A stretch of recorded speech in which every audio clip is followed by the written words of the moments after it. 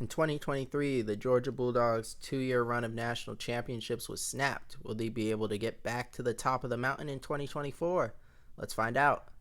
The strengths of this team are in their overall talent. Them and Alabama are the two most talented in the rosters in the country, according to 24/7 Sports Talent Composite. And they recruit so well that even players you don't even know about. So you think Georgia loses a lot of players, but the players that fill in would have been starting in a bunch of other places, and we don't know them yet, but they'll have players break out that'll be stars of college football.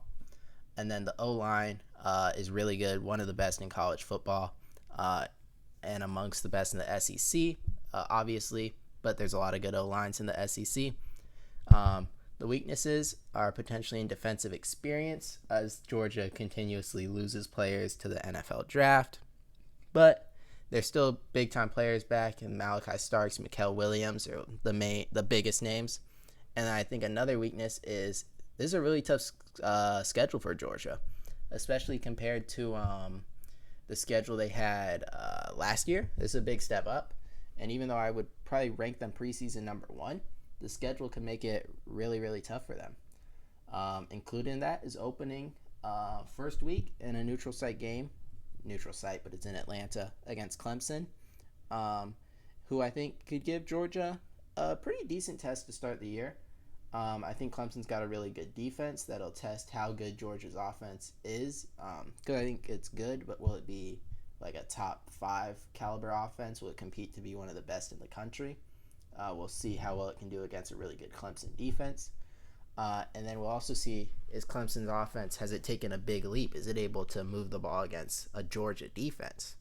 But at the end of the day, Georgia, it's a tough schedule, and Clemson, I think, is probably a borderline top 10 team. But Georgia, I would say, is preseason number one, and in a neutral site that really favors them, they should win.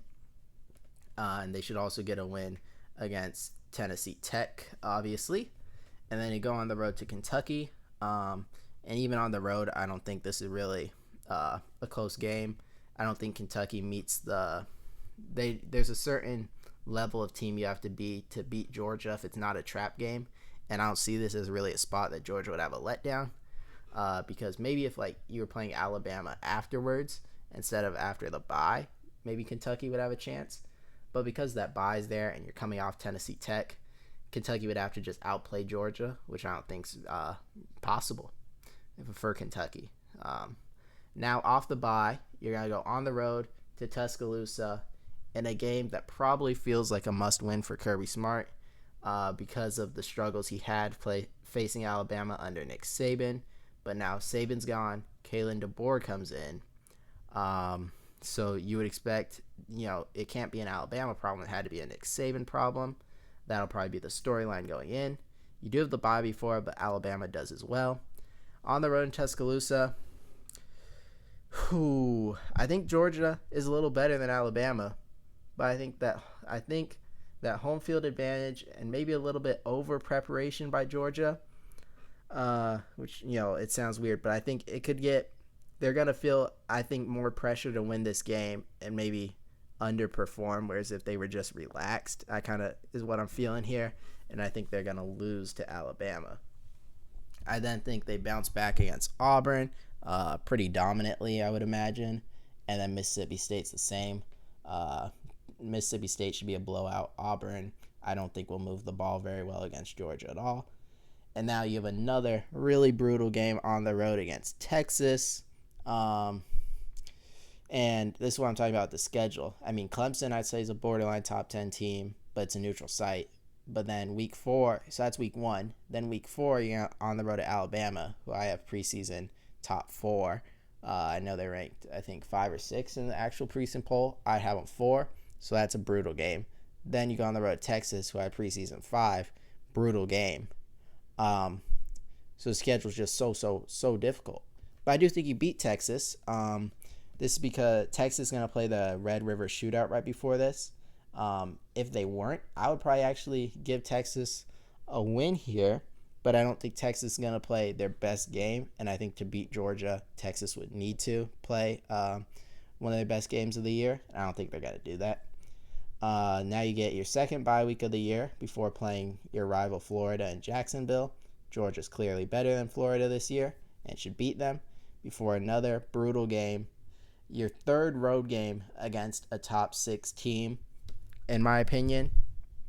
And so, like, Georgia, I think, could be the best team in the country, but playing 3 road games against teams of this caliber, I could easily see getting 2 losses out of these 3.